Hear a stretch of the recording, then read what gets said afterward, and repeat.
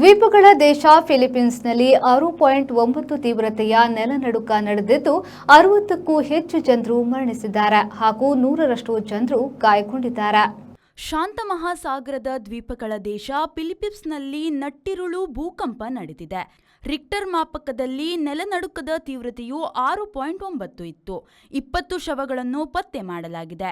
100ರಷ್ಟು ಜನರು ಗಾಯಗೊಂಡಿದ್ದಾರೆ. ತೀವ್ರಗತಿಯಲ್ಲಿ ರಕ್ಷಣಾ ಕಾರ್ಯಾಚರಣೆಯು ನಡೆಯುತ್ತಿದೆ.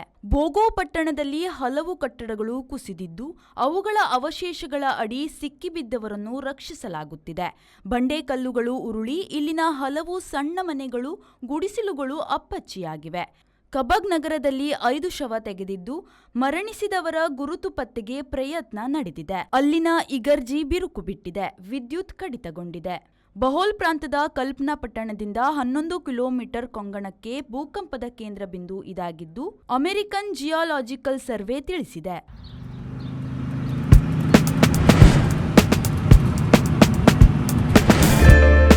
Park with ease at Ajanta Business Center with security access and convenience at your fingertips. Step into a welcoming lobby where a warm smile greets you and your clients. With top-tier amenities, Ajanta set the stage for our success, leading us to Ashoka Business Center as a next upgrade. Invest in workspaces managed by Vertex. Invest smart. Invest in Mangaluru.